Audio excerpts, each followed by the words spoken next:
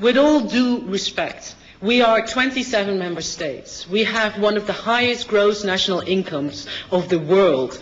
We are a trading partner in this entire world, and developing nations, including Iraq, are queuing up to have trade agreements with us, whether it's at the government level or whether it's company-to-company contacts. And that process is going on in Iraq as well. Furthermore, we're the biggest donor of development aid in Iraq.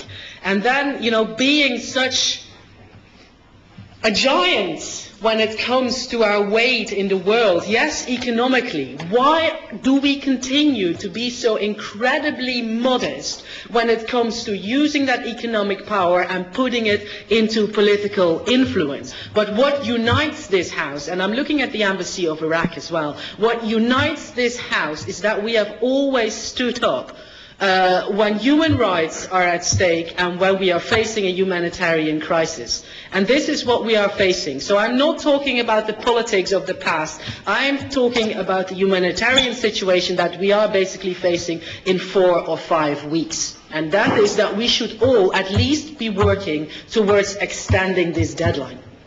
And extending this deadline is going to be, I'm looking around at my colleagues here, but is going to be the line where we can all be united behind as a European Parliament. The UN has indicated that they want to go through with this process and do it responsibly. Well, if we want to do it responsibly and if we want as an EU to contribute to that, at least give us time, because time is what is needed. So what I would like to know from the advisor, so from our Foreign Action Service, is the call for extending the deadline going to be the main priority of the EU in the next weeks to come, so that we actually stand a chance of resolving this issue in a responsible way and not heading straight into a crisis? In my view, I think in our view, this should be the line of the European Union in times to come, and I think we should try to convince our respective groups to have an emergency debate on this issue in the December session. Thank you very much. Thank you very much for that, Mrs. Costa.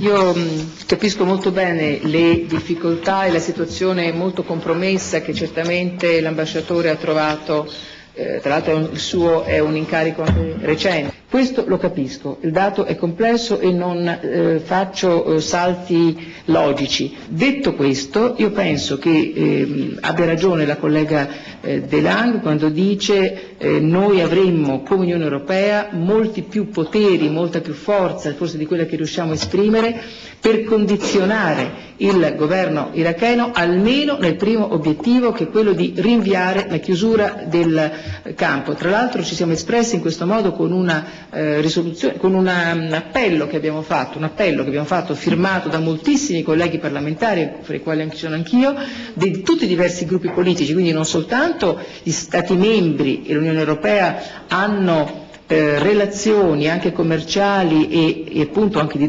donatori che consentono una possibilità di influire molto fortemente sulla decisione del governo iracheno, ma abbiamo anche un pronunciamento largo e trasversale dei parlamentari europei per almeno rinviare questa chiusura e verificare e monitorare quello che è possibile fare a livello dell'Unione Europea e a livello anche della UNHCR d'intesa, possibilmente anche con una disponibilità del governo iracheno, per evitare che ci sia un disastro umanitario. Sicuramente quello di chiedere con forza attraverso anche l'alta rappresentante, la Catherine Ashton, al governo iracheno, d'intesa con gli Stati membri, un rinvio di questa chiusura mi sembra la prima precondizione in nome di ragioni sia umanitarie che di possibilità di impegno anche degli Stati membri ad ospitare quelle persone che sono che per volontà o per già non solo per nazionalità ma anche per possibilità e contatti possono essere ospitate anche nei nostri paesi. Grazie. Rapid answer before I open the debate. There are several people asking for the floor.